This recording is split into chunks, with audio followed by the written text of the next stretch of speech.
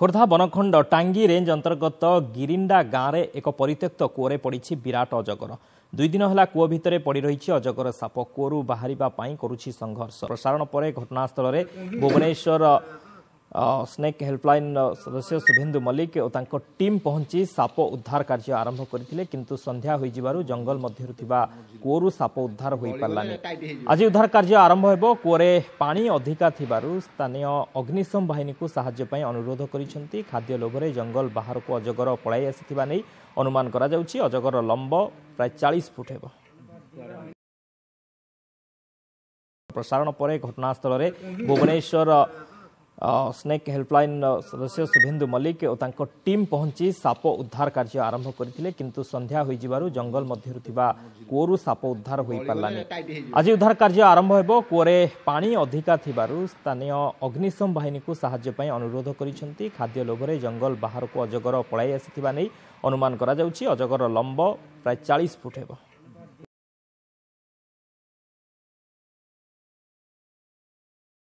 प्रसारण पर घटनास्थल में भुवनेश्वर स्नेक हेल्पलाइन सदस्य शुभेन्दु मल्लिक और टीम पहुंची साप उद्धार कार्य आरंभ करथिले, किंतु संध्या होई जिबारु जंगल मध्यरु थिबा कूअरु साप उद्धार होई पारलानी। आज उद्धार कार्य आरंभ हेबो। कूअरे पानी अधिका थिबारु स्थानीय अग्निशम बाहिनी को सहाय्य पई अनुरोध करिसेंती। खाद्य लोभरे जंगल बाहर को अजगर पळाई आसिथिबा नै अनुमान करा जाउछि। अजगर लंब प्राय 40 फुट हेबो। खोर्धा बनखंड टांगी रेंज अंतर्गत गिरिंडा गाँव में एक परित्यक्त कूअरे पड़ी विराट अजगर।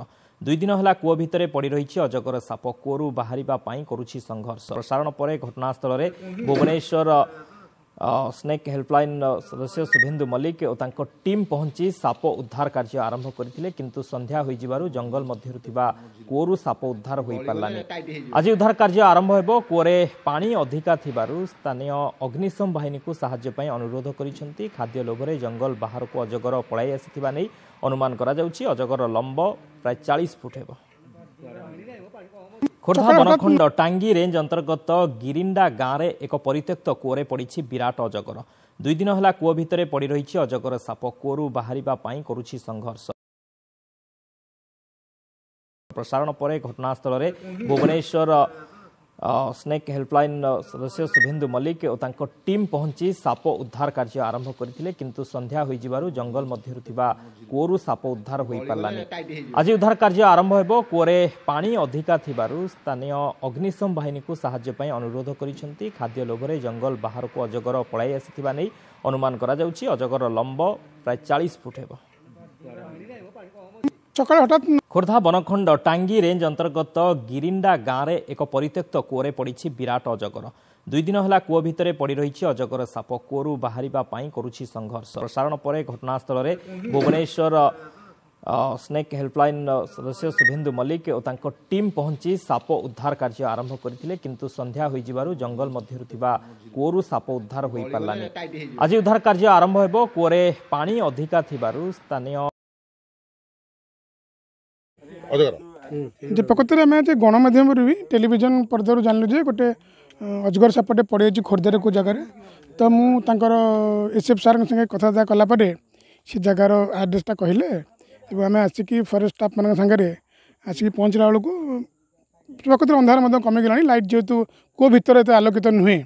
तापर कूଅटी प्राय 40 फुट तले जाकि पानी अच्छी पानी गभीर में मापिलु प्राय 5 फुट पानी अच्छी। तो ये बड़ बाउंस गोटे सेमती मिलूनी जे आम कौन फास पकईक आने भाया सुविधाटी ना। तेणुक आपाततः आम गोटे सुखिला डाल भांगी पकई देचु। से आश्रय नहीं तापर रही आटलिस्ट ठंडा पानी रे जो शीतर राति से जो कष्ट पाई था आटलिस्ट से ऊपर भासी पार। आउे काली एवं जाकि फायर ब्रिगेड सागर कोर्डिनेशन करूँ फरेस्ट वाला आम मिसिकी जमी सका आम 9टा बा 10टा कम आरंभ करदे। तो लाइट थी आर्टिफिशियल लाइट दरकार पड़ो ना। आम चेष्टा करवा काली जमी प्रथमार्धे 12टा गोटे सुधा अब उद्धार करके जंगल छाड़ा व्यवस्था कर भारतीय अजगर। आज स्नेक हेल्पलाइन रू भी आमर स्टाफ भी आम स्टाफ भी अच्छा। आज प्रचेषा करागला कूअरु काढ़िया जना गोटे साप थी खबर मिलता पर देखा जना पड़ा 2टी साप अच्छी ଏବଂ ଆମେ ପ୍ରଚେଷ୍ଟା ଚଲେଇଛୁ ଏବଂ କାଲି ବି ଆଉ ଥରେ ମାନେ ଉଦ୍ୟମ କରାଯିବ ଏବଂ ଫାୟାରର ବି ହେଲ୍ପ କରିବା ପାଇଁ ଆମେ ତାଙ୍କୁ ବି ଆଜି କହିବୁ ଆଉ ସେମାନେ ଆସିଲେ ମିଳିତ ଭାବରେ ଆମେ ତାକୁ କାଢ଼ିବାକୁ ଉଦ୍ୟମ କରିବୁ। ଆମର ଗୋଟେ ରକ୍ ପାଇଥନ୍ ଆଉ ଗୋଟେ କହୁଛନ୍ତି ରଣା ସାପ ବୋଲି ନା କ'ଣ ଜଣାପଡ଼ୁନି ଭଲସେ ଜଣାପଡ଼ୁନି କିନ୍ତୁ ଦୁଇଟି ସାପ ଅଛି ବୋଲି ଜଣାପଡ଼ୁଛି ଗୋଟେ କହିଲେ ଜଣାପଡ଼ୁଛି।